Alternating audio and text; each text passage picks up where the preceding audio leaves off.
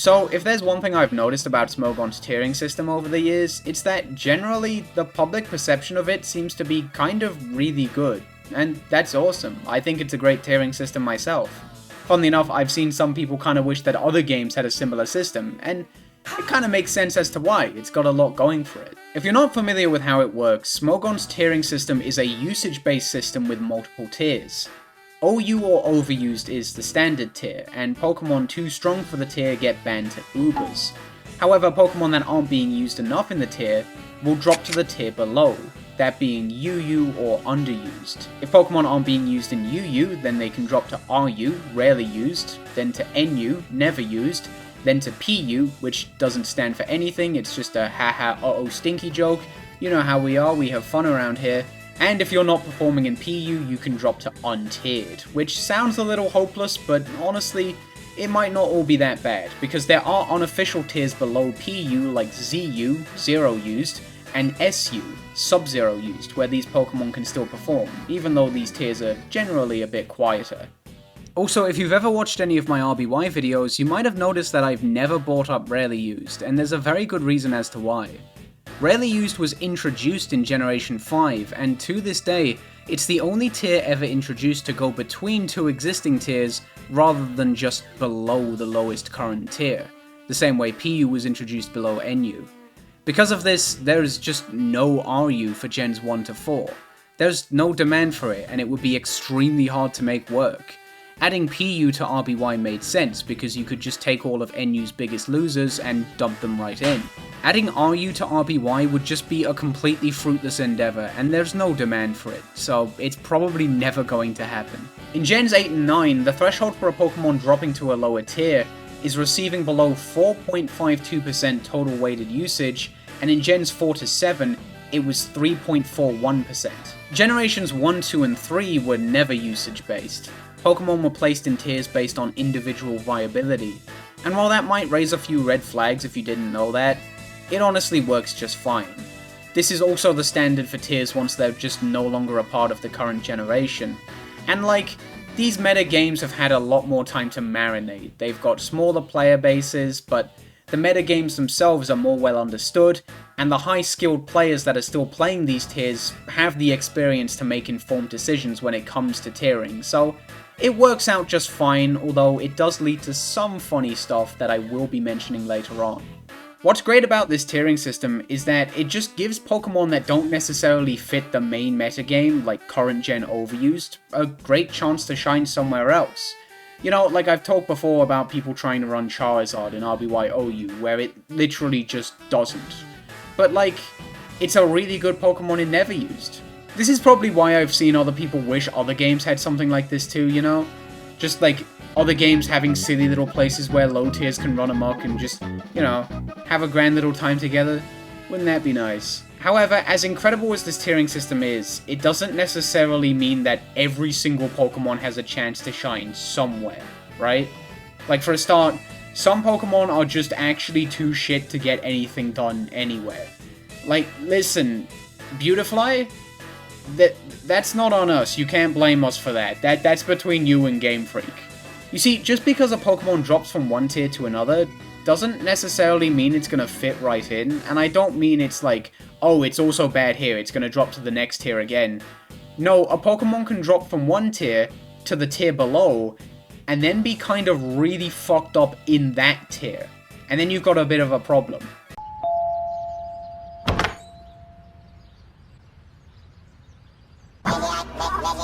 Next door, jackass. No. You're probably thinking the guy next door. Big fat guy. You take care. In situations like this, the Pokemon usually gets banned and ends up on the ban list, so if you got banned from UU but you weren't receiving enough usage to be an official OU Pokemon, you'd end up in UUBL. Now, a Pokemon being in BL isn't a death sentence. There are some genuinely excellent BL Pokemon that have really valuable niches, just not receiving enough usage. And there are Pokemon that genuinely do rise from BL into the tier above because people use them more, since they turn out to be better than expected. However, there are unfortunately a lot of cases of Pokemon just being kind of stuck in BL, being way too good for the tier below, but not really having anything going for them in the tier above. And we're going to be talking about one of those situations right off the bat, because it's a fairly recent development, and a very interesting one in my opinion. First off, I'd like to talk about Hypno in RBY. So, Hypno is probably most well known for being a bit of a devious little fucker in RBY UU.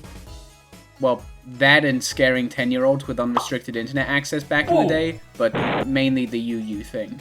Anyways, on the 15th of May, both Hypno and Lapras were banned from RBY UU, and they're currently the only two Pokemon making up the UU ban list. So even if you're not super familiar with RBY UU, Lapras getting banned probably isn't that much of a shocker. It only dropped to UU late last year, and it had an absolutely massive impact. Even with Sleep being banned, so it couldn't use Sing, it had incredible coverage, amazing stats, it pushed pretty much every other bulky water out of the tier with the exception of Tentacruel, and the only real consistent answer to Lapras was your own Lapras, which is a pretty fucking bad sign. Hypno might be more of a shocker though, considering it's had over a decade-long history in the tier. For years, Hypno was generally considered the tier's number 2 behind Tentacruel, although admittedly in recent years, there's been a stronger and stronger argument for Hypno being the tier's best Pokemon, or maybe being too strong for the tier in general. Ironically enough, it was after the Sleep ban where things really started to go off the rails with Hypno. Weirdly enough, the biggest thing holding Hypno back for years was no real issue of Hypno itself, but how people were using it. For years, people generally ran Hypno in the mid game, and it was great in that position, there's no denying that. It had to have been to have that number 2 spot. But post-Sleep ban, we started to see more and more of lead Hypno, and that was a fucking problem. Lead Hypno in RBY UU was absolutely ludicrous, because with Sleep banned, there was no fear of something like Victory Bell or Venusaur outspeeding and putting Hypno to sleep, and trying to wrap it to death with lead Tentacruel was just not really worth the risk, because one missed wrap and suddenly you're paralyzed, and having your Tentacruel paralyzed so early on is just kind of terrible. As a result, the majority of RBY UU games would start off with a Hypno mirror, and you often had games being decided by which Hypno just got luckier with things like speed ties and full paralysis kicking in. It was kind of awful, and something definitely needed to be done about it. And like we established earlier, something was done about it, because on the 15th of May, Hypno and Lapras, still a fucking problem in its own right, were both banned from RBY UU. And, well, one of them's doing okay. Lapras is doing just fine for itself in RBY OU. It's basically getting up to the exact same stuff it was getting up to before dropping to UU. It's got good bulk, great coverage, does well in some key matchups like versus Eggy and the Rocks, but it gets worn down pretty easily by faster Pokemon. It generally lacks utility outside of damage and maybe Sing, and it matches up pretty poorly against the likes of Chansey. So it's a perfectly decent mon in the tier. Hypno, on the other hand, is struggling a bit, unfortunately. It has some good traits. The pairing of Hypnosis and T-Wave is decent. It's just kind of hard to fit, all things considered. It has been experimenting with some interesting sets like T-Wave and Headbutt, basically some kind of a paraflincher, which is interesting, and it's arguably the best at that role in RBYOU. There's also some interesting stuff with like Meditate sets, which allows it to break through Pokemon it otherwise couldn't, and it can use it alongside Thunder Wave to reapply stat drops from Paralysis. It's interesting for sure, and I'm admittedly curious to see how it develops, but Hypno is definitely struggling to say the least, and one thing I've noticed is that I seem to run into it a lot less compared to other D-rank Pokemon like Golem and the Swords Dancers. Spaghetti time. I don't know, maybe people just aren't feeling Hypno, it's kinda interesting. It's not the worst Pokemon in the world. It anti-leads Eggy fairly well, and like I said, it is arguably the tier's best paraflincher, although that's not the best thing to be, but you know, we'll take it, Hopefully things work out well for Hypno, but I wouldn't have my hopes all that high. Now, situations like this, where a Pokemon gets banned from a tier and doesn't end up having all that much to do in the tier above, are very common. This is definitely the most common example of unfortunate tiering. And I get that's maybe not the most interesting thing in the world. Like, if you just wanted to hear me talk about that, fuck, we could bring up Staraptor 3 times in a row. There you go, video's over. Fucking like and subscribe, HelloFresh, Manscaped, whatever. But I do have more examples of that to talk about, but trust me, that's not going to be the entire video. And funnily enough, before we move on to the next example of that, there is one fairly interesting tier I'd like to touch on real quick. So I'd very quickly like to touch on RBY7U, which might seem pretty strange because it's not a part of any official Smogon tier. It falls under other metagames, and it's just a byproduct of the old Pokemon Perfect tiering system. However, I very specifically wanted to mention it because I've heard some people before talk about in like my comments and such about like, oh, wouldn't it be cool if this Pokemon dropped to 7U? And I kind of wanted to quickly bring that up because that is absolutely never fucking happening. So the deal with Pokemon Perfect's tiering system is that it consisted of 6 tiers from 1U to 6U. Now, 1U and 2U just replicated Smogon's OU and UU respectively, but 3U through 6U were completely unique tiers, and Pokemon were tiered within those tiers based off perceived viability.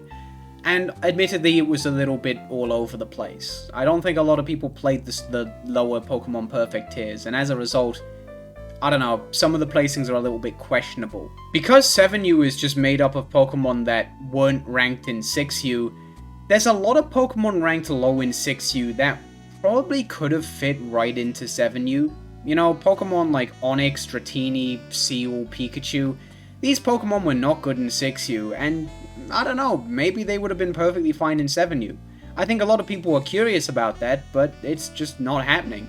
At the end of the day, no matter how low they are in 6U, those Pokemon were 6U, and 7U is just the way it is. If 7U did include these Pokemon, it wouldn't really be 7U anymore. It would just be A tier that had kind of weak Pokemon in it, and I don't know, you've kind of lost something by doing that.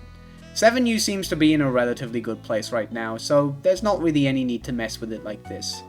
And also, at the end of the day, there's nothing stopping people from going and playing 5U or 6U with their friends and such. So, if you are curious about these Pokemon, maybe that's what you want to do. Who knows? Moving on to Generation 2, we have yet another instance of ban list fuckery, but one that I admittedly find kind of funny. We're going to talk about the never used ban list in Generation 2. See, a while back I did a video on the never used ban list in RBY, and I think it's alright. I think it holds up pretty well, minus the fact that, you know, at the time there were 3 Pokemon on it, and now there's kind of 4. But yeah, other than that, I think it holds up. There is a weird bit as well where I, like, gas up Rest Arcanine in NU. I don't know why I did that in hindsight. It was more just Rest as a whole. I forget what Arcanine had to do with it. I think I was just really excited to see Arcanine doing anything. That's pretty big for RBY Arcanine, so I was just kind of... Sorry, I just got a little overexcited. I couldn't help myself, my bad. Anyways, the interesting thing about GSC's never used ban list is that not only does it consist of 4 Pokemon, but the 3 Pokemon I talked about on the RBY never used ban list, Golduck, Poliwrath, and Raichu, are also on the never used ban list in GSC. So, let's talk about why. Before getting banned, Raichu was pretty solidly the best Pokemon in never used. It was a hugely centralizing offensive threat, and the only ways to beat it were really with your own Raichu or with Pokemon that were very weak outside of checking Raichu, like Execute or Dragonair. Which, again, meant that games came down to things like Raichu speed ties. It was a bit obnoxious. At the time Raichu was in the tier, Poliwrath and Golduck were both incredibly powerful Pokemon, but not quite on Raichu's level. However, the issue there was that one of the main things holding them back was Raichu itself, and with Raichu banned and them still in the tier, it would have pretty surely just been a repeat. Those 2 Pokemon would have absolutely dominated without Raichu to keep them in check. So, they were kind of preemptively banned as well. That might raise a few eyebrows, but it was definitely the way to go, because Octillery, a Pokemon much weaker than Golduck or Poliwrath, is currently one of GSC NU's best Pokemon, currently sitting at number 2 on the viability rankings. So, if Octillery's at number 2, fucking imagine what Golduck and Poliwrath would be getting up to right now. Unfortunately, none of these Pokemon are doing all that well in UU at all. Raichu faces stiff competition from Electabuzz, who is a phenomenal Pokemon in the tier, and to a lesser degree Ampharos. Poliwrath has very little going for it over Politoed, who is already not that great in UU and faces stiff Water-type competition. And Golduck is just kind of funny, because I have no fucking clue what anyone thinks about this thing. I haven't seen it mentioned anywhere, right? It's not on the viability rankings. I've seen absolutely zero discussion for it, and if you check its page on the Smogon analysis, there's one for overuse that's like fucking a decade old probably, and just absolutely nothing for UU. No one's talking about Golduck in UU. How about we just go out on a limb and say it's dog? Also, one last thing that I want to point out, just because I think it's funny more than anything. I do think the GSC UU viability rankings are a bit outdated. They're 3 years old, and there's some things that kind of stick out, like Scyther being at number 3, despite the fact I'm seeing a lot of people talking about how that one needs to fucking go. But one thing I find very funny is that Raichu and Poliwrath are both ranked below Pikachu and Poliwhirl on the UU viability rankings. And, like, I don't know if that still holds up today, but that's just really, really funny in my opinion. Like, that's gotta fucking sting.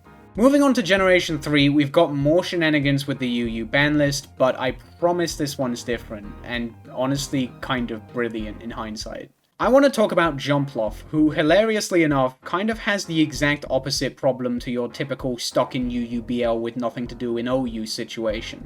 The funny thing about Jumpluff is that it's actually currently in UU, but it was stuck in the UU ban list for over a decade. Now, you might be wondering what heinous activity Jumpluff got up to in UU to warrant such a thing, and the answer is nothing. Jumpluff was actually initially placed on the UU ban list around 2005, just based on the opinion of a few people who thought it might be too good for UU. And this is kind of what I was referring to earlier when talking about funny stuff that arises from people manually placing Pokemon in tiers. Now that process works just fine, and it's honestly pretty cool to see.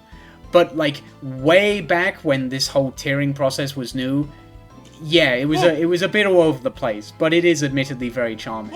Now, while I think that's quite charming, I can tell you one person who doesn't share that opinion, and that's Jumpluff, who was stuck in UUBL for over a decade with absolutely fuck all to do in Overused. Now, it did see some very limited success with sets running Subseed and Encore, which, you know, if set up perfectly, could do some stuff, but it was just a little bit gimmicky, and it absolutely mandated Spike support to get anything done. I think the general consensus was that it was generally outclassed by Sceptile, who already was not a great Pokemon in Generation 3 OU. And it still isn't, but notably Sceptile was actually clinging on to the Generation 3 overused viability rankings, while Jumpluff definitely isn't. Now, while it's kind of twisted and fucked up that Jumpluff was relegated to such a life despite never actually doing anything heinous in UU, Generation 3 UU has gone through a lot of changes not too long ago. Notably getting rid of that very strange ban that banned pre-evolved forms of Pokemon in Overused, except for Scyther. That again was just like a product of its time from 2005. But a couple of months ago, Jumpluff was unbanned and officially allowed in UU. And it's like kind of not quite doing that well, really, unfortunately. It is a fairly recent addition, so who knows, things could change, but I don't know. Fast Sleep is cool, but it struggles to deal meaningful damage outside of Subseed or getting a Swords Dance up, and even then, it's a little inconsistent. It's currently sitting at C+ on the viability rankings, which isn't the worst, but you kinda wish it was better. Although, I will mention one thing, because I found this really fucking cool. Okay, so as is the norm with lower tiers, the Gen 3 UU viability rankings were decided by a bunch of talented players with SPL wins coming together and voting for where they'd place specific Pokemon. And I'm not gonna name names, but one thing that I thought was really fucking cool was that most people were voting for Jumpluff to be placed around, 50th to 40th, but there was one person who voted to place Jumpluff at 15th in Gen 3 UU, which would place it where... fuck, it's gonna come to any minute now. Misdreavus is currently sitting in A-. And I don't know, I just thought that was nice. So while things have kind of gone fucking atrociously for Jumpluff, it's got one believer.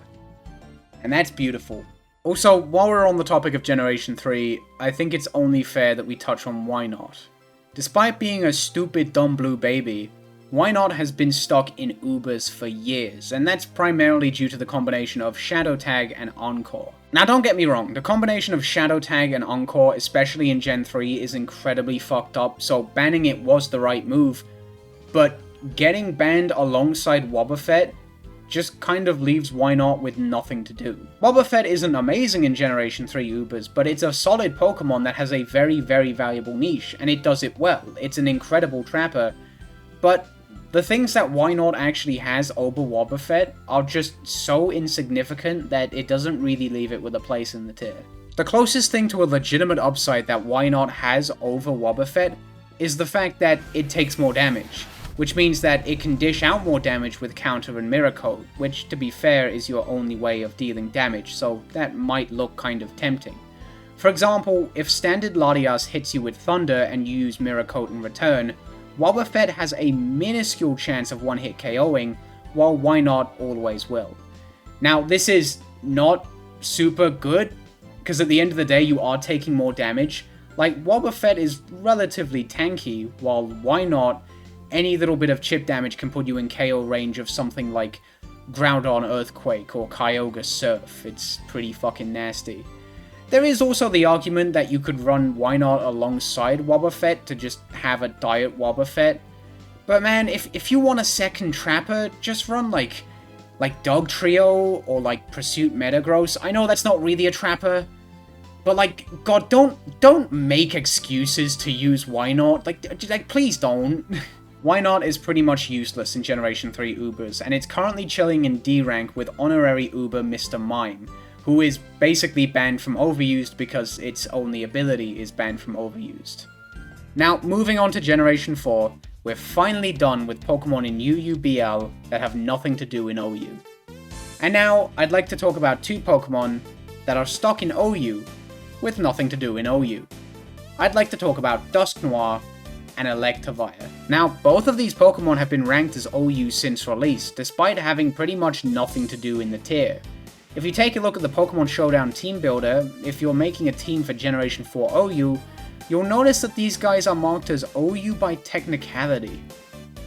The technicality is that they're complete dog shit. As of this present moment in time, Dusknoir is sitting at the very bottom of the OU viability rankings in E rank, and Electivire wasn't even fucking invited.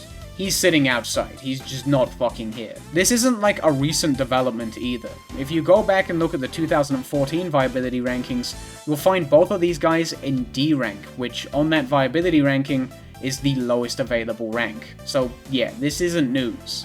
Electivire was used a lot in early Generation 4 Overused, notably alongside Gyarados, where you would use Gyarados to bait electric attacks and then switch Electivire into them to make use of its Motor Drive ability, which would give it a speed boost. Now, it sounds cool, and in practice it's satisfying to pull off, but it fell off fast, because at the end of the day there were Pokemon that did what Electivire did better, without having to hope the opponent was nice enough to give them a speed boost. Overall, Electivire was just kind of spread too thin. Its coverage on paper was amazing, but it was mostly made up of low base power moves like Thunder Punch, Ice Punch, Hidden Power Grass, and that's another thing, its already kind of limited power was hurt even more by the fact that it had to run mix sets to really make the most of it. Just as an example, on Electivire's most common set, Ice Punch wasn't even a guaranteed 4-hit KO against Fizdef Hippowdon. And I know that's Fizdef Hippowdon, but like, still, that's pretty fucking embarrassing. You could try and go all in with Electivire's attack stat with Meditate sets, but like, it's just so outclassed by other setup sweepers, and by running Meditate, you're undermining Electivire's best trait, which is its great type coverage. And like, all of this is assuming you even get the speed boost, which you kind of need to function. The issue with Electivire is it just like sounds a lot cooler than it actually is. Like, yeah, if you assume that you're always going to get the speed boost and that super effective coverage equals opponent's Pokemon fucking dead, then yeah, it's great, but it just doesn't work out in practice. Dusknoir saw a decent bit of usage before Platinum's release, mainly as a spin blocker, and it wasn't great, but, you know, it got the job done, I guess. It was decently bulky, and Stab Shadow Sneak was nice, but it did have some significant flaws. It was extremely slow, its damage wasn't that great, and it had no sustain, which was made worse by the fact it was vulnerable to all forms of entry hazards. Then Platinum introduced the Rotom appliances, which just completely fucking blew Dusknoir out the water as a spin blocker. You gotta remember, in Gen 4, all of the appliances are Ghost type, so they could all block Rapid Spin, and that left Dusknoir with just nothing to do. Honestly, I'd say a big part of Dusknoir's usage, especially after this happened, probably came from just low-ladder players who thought it looked really fucking cool. I was guilty of that. I have tried to make Dusknoir work on occasion, because, like, just look at it, man. It's like the coolest looking fucking Pokemon ever. Like you really want this to be good, right? Like, I know it's not, but man, right? Come on. Despite just how poorly these Pokemon performed, both of them received enough usage up until the end of Generation 4's usage-based tiering to where they never actually dropped to UU. There's no demand to test them in UU anymore, and it wouldn't make sense to put them in UU-BL because there was no UU for them to be BL from. Because you see, you're here forever. Don't forget, you're here forever. Moving on to Generation 5, we've got a real fucking notorious one. I'd like to talk about Ambipom. Now, Ambipom is currently in UU, and it has absolutely no fucking business there. It was also UU in Generation 4, and there it was a pretty solid Pokemon, but in Generation 5 it just has absolutely no niche whatsoever. It just really did not transfer over to Generation 5 well at all. It couldn't function as a lead anymore thanks to Team Preview, it was massively power crept and struggled to put a dent in the generally bulkier metagame, and it was hard to fit considering that fellow normal type Snorlax was a top tier mon in UU, which was overused in Gen 4, so it didn't really have to worry about that. Ambipom in UU is arguably outclassed by Chinchino, who not only is also not great in UU, but is fucking RU, which, let's be real, is where Ambipom should have also ended up. Luckily, Ambipom would eventually get its wish, and drop to RU in Generation 6. And by then it was way too fucking late. So yeah, in X and Y, Ambipom finally ended up in RU, but it was too late. It was just severely power crept and had the exact same issues as it did in Black and White UU, if not worse. It had barely any opportunities to switch in thanks to its miserable bulk and lack of resistances, and even if it did, it just couldn't really deal any meaningful damage. And listen, right, I'm sure a lot of you are already familiar with this, but we need to fucking talk about this, because it's just absolutely amazing. If you take a look at Ambipom's Smogon analysis for Generation 4, you'll find the attacking lead set, which was, you know, Ambipom's defining feature, so it makes sense to feature that one first, and then below that was the all-out attacking set, which wasn't as good but still worth recommending. Okay, and then you go to Generation 5, the attacking lead set just doesn't fucking work anymore thanks to Team Preview, so now all you've got is the all-out attacking set. And then you go to Generation 6, where you've got one set, the very aptly named, Don't Use Ambipom. This is incredible. It's perfect. It's perfect. And they're right. They're right. Don't use Ambipom. It's terrible. You really shouldn't use Ambipom in Generation 6 RU. And that's accurately reflected in the viability rankings, where it's right at the bottom. And speaking of those viability rankings, not only is Ambipom at the bottom of them, but it was fucking blacklisted from discussion. Because trying to talk about Ambipom's supposed viability in RU was just such a fruitless endeavor, such a waste of time, that all it did was get in the way of real discussions about real Pokemon. So you just weren't allowed to talk about it. And shit, man, I can't even blame them.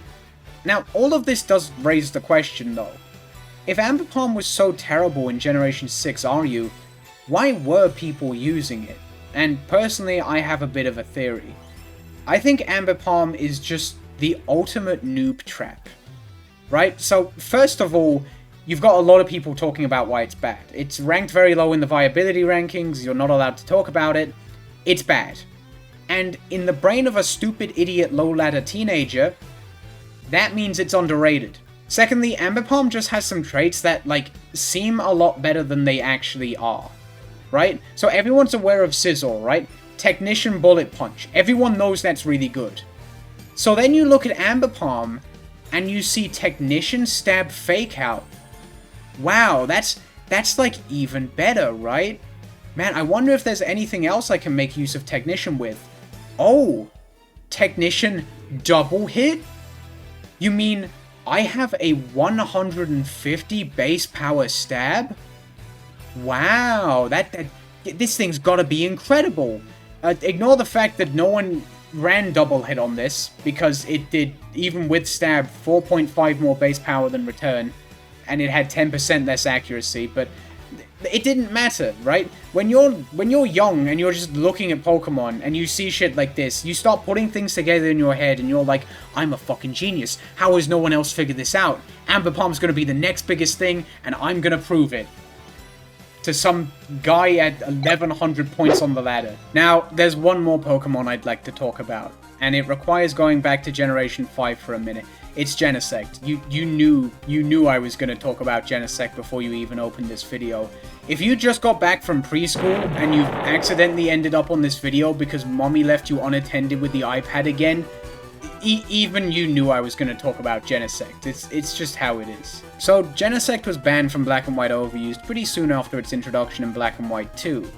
It was way too much for the tier. Every time the tier sort of started to catch up to it, it just had a brand new set that counted everything everyone had been up to, and it was too much. However, luckily for Genesect, it turned out to be an absolutely phenomenal one in Ubers. Genesect went on to have a beautiful and meaningful life in Generation 5 Ubers, being arguably the tier's best Choice Scarf user, cleaning up weakened teams, throwing off download boosted stab U-turns, and dealing with key threats like the Laddie Twins and Mewtwo. Now, once Generation 6 rolled around, Genesect was again banned from Overused, but this time it had slightly less success in Ubers.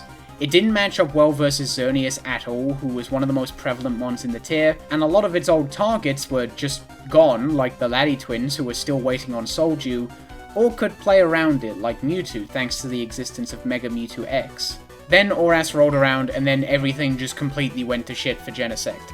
It matched up horrendously against Primal Groudon, and it was just absolutely fucking over. It received little to no usage and wound up at the bottom of the viability rankings for Gen 6 Ubers in D rank. But still, it was too powerful to go back to Overused, so it was just kind of stuck being shit in Ubers.